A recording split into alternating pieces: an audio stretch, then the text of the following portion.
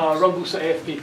I'd like to ask all of you whether in your talks with the Israeli leaders today and Salam Fayyad, whether you got the impression that peace talks or the sides are going to return to the negotiation table in the coming weeks, and whether the Obama administration's pressure on both sides is actually yielding results. I'll start. The truth is, the honest answer to your question is it's hard to say. I think both sides, Prime Minister Fayyad, Prime Minister Netanyahu, Defense Minister Barak, all indicated a desire to return to the negotiating table and some optimism that that could happen in the near future. But there's still a lot to be done. I think the U.S. administration is trying to play a facilitating role, but in my own opinion, the U.S. can never force the Israelis and Palestinians to the negotiating table unless they want to go to the negotiating table and begin to negotiate in earnestness with one another for a better life for both peoples. We can facilitate such negotiations, but we cannot and frankly should not force such negotiations. I have detected in my years that I have come here increased pressures to sit down and begin negotiations. One of the reasons is the continued buildup in southern Lebanon of Hezbollah capability. Another is the Iranian continued progress toward acquisition of nuclear weapons. Another is pressures throughout the world to tell the Palestinians as well, in particular, to sit down without preconditions. So I see increased pressures and increased urgency. But as Senator Lieberman said, the United States cannot force anybody to the table. We can only provide encouragement and promises of assistance to implement any agreement that is made between the two parties. Army Radio. What did the Prime Minister Netanyahu said about the other side, about the Palestinians, and did he say anything that he is willing to give in advance in order to renew the peace talks? Well, of course, the answer to that should come from the Prime Minister. I think what I would say to you is that he said exactly what he said in public here, which is that he would like to sit down directly with the Palestinians. He feels that he has made steps in their direction, including the unprecedented partial limitation or halt in settlement expansion, that he has opened up some of the checkpoints in the West Bank, which have facilitated the economic growth and sense of security in the Palestinian Authority area. So he thinks that he's done some things that ought to encourage the Palestinians to come to the table, and I personally agree. The other thing he said, really quite insistently, is that these negotiations have to be one of his conditions for a successful conclusion of the negotiations is a formal recognition by the Palestinians of what I would have thought was recognized all along, but really is not, which is that Israel is a Jewish state, and that it is here to stay. I know those are not easy questions, but I would say that those were the significant points that he made while expressing his willingness to begin direct negotiations right away without precondition. Just briefly, I think the Prime Minister is not only willing but eager to sit down, but I don't think it is much to ask to recognize the right of a country to exist as part of a way to reach agreement with one's neighbors. What do you think about the methods of pressure coming from Senator Mitchell, who just mentioned the loan guarantees as a tool to make Israel coming forward to the peace process? Do you think it's helpful or unhelpful? Isn't not going to the mistake again of the trying to resume the negotiation that didn't succeed in the last 8 months? I don't think it's helpful, and I don't agree with it.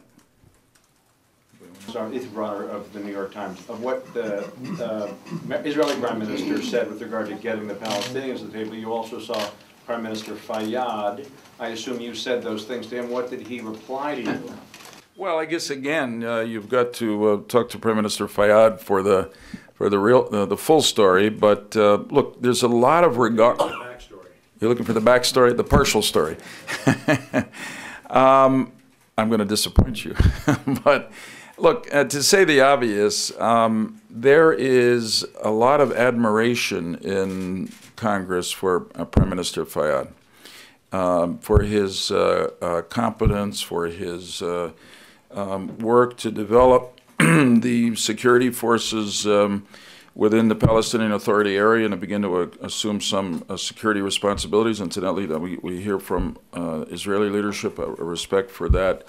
As well, and I'd say he desired to return to the negotiating table. But you know, there's a complicated political situation on the Palestinian side as well, and so that has to work itself out. But I think it's fair to say that he expressed also an eagerness to return to negotiations. Now, I can't say that was without condition, but. Nor is he unilaterally in a position to make that decision. President Abbas obviously will have a lot to say about it. I'm Julie Stahl from CBN News. Two questions. First of all, you said that things seem to be going well in Israel, no suicide bombings, they're going well in the Palestinian Authority, the economy is being built, we have no negotiations.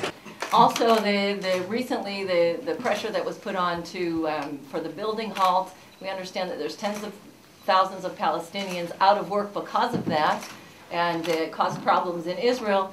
Is there any thought that maybe the negotiations are not such a good idea?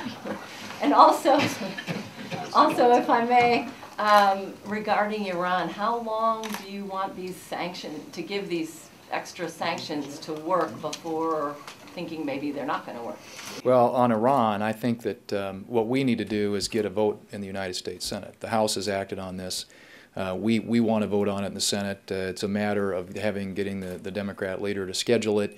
I think the administration has some concerns about it. I would certainly hope that if Congress goes on record in support of it, which I believe they will if it comes to a vote, that the administration will move forward with implementation. And I also happen to believe that it's important enough that we need to do everything we can to get the UN, the Security Council, to go along. But in the event that Russia and China don't come along, I think we need to move forward. We've got to do everything we can to put pressure on that regime. And with regard to sanctions, you want broad-based sanctions, not something that's just going to hit a certain economic status of the country. You want sanctions that will have impact. You can drive up the cost of energy. That's going to limit some of the opportunities that the regime in Iran has. So you want to take a look at that way. You also want to see if there are things that you can do with opening access to the people to communicate to the outside world via the media, via the internet, those sorts of things to have more interconnection, all of those things, and take sanctions as far as you go. And you say, how long will it last? I don't know.